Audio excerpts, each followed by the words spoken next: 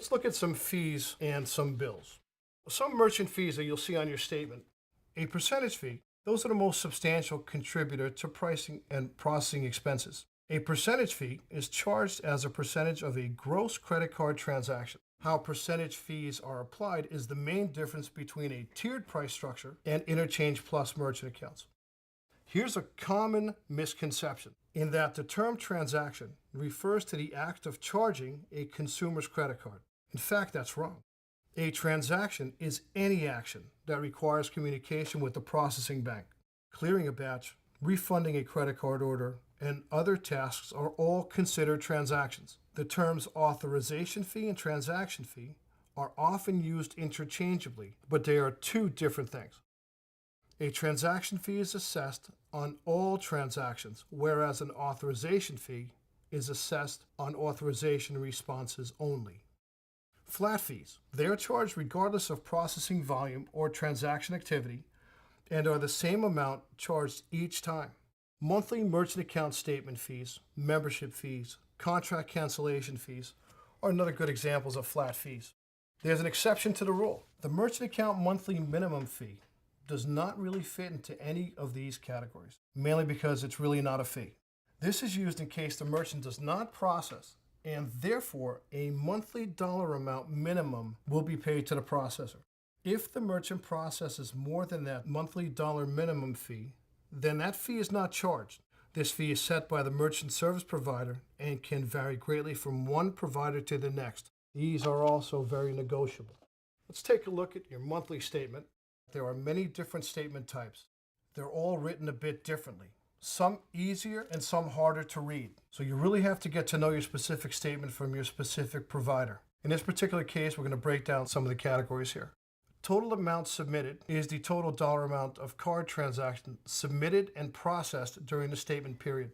Third-party transactions are the transactions that are passed directly to third-party service providers, commonly including such as American Express and Discover.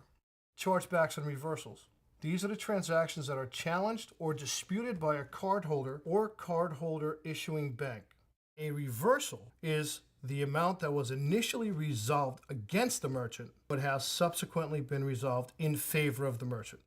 And then we have adjustments, which are just that, the amounts added or deducted from your account to resolve processing and billing discrepancies. Fees charged are transaction-based or fixed amounts charged for specific credit card services.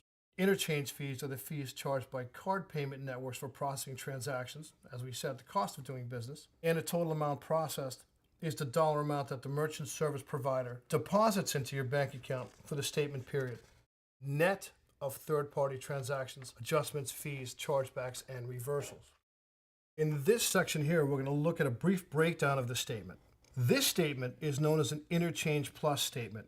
How you would know this is that within the statement, each card type that has been accepted by the merchant has been listed, and the number of transactions also have been listed.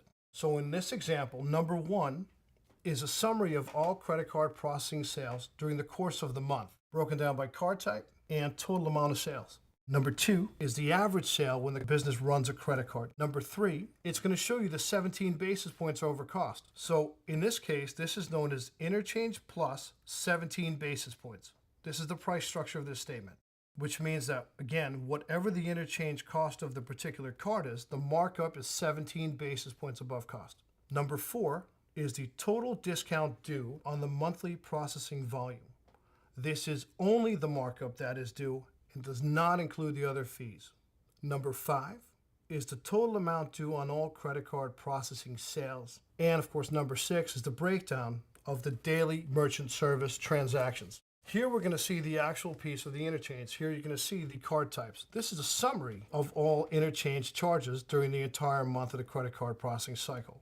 If you're not familiar on how to do this, you can also call your processor and ask them to take you through and help you figure out your fees. Number 2 on this particular situation shows you the additional transaction fees of 10 cents per transaction. Essentially, this makes this client's total credit card processing cost interchange plus 17 basis points as the rate plus 10 cents per transaction. Number 3 will show you that American Express and Discover transactions fees are 37 cents each. Number 4, this is the PIN entered debit cost. In this example, you can calculate it's 40 cents every time they run a PIN debit transaction. Number 5 is the total additional credit card processing fees. 6 are the total fees of the month. And number 7, the total percentage paid for the entire month's credit card processing.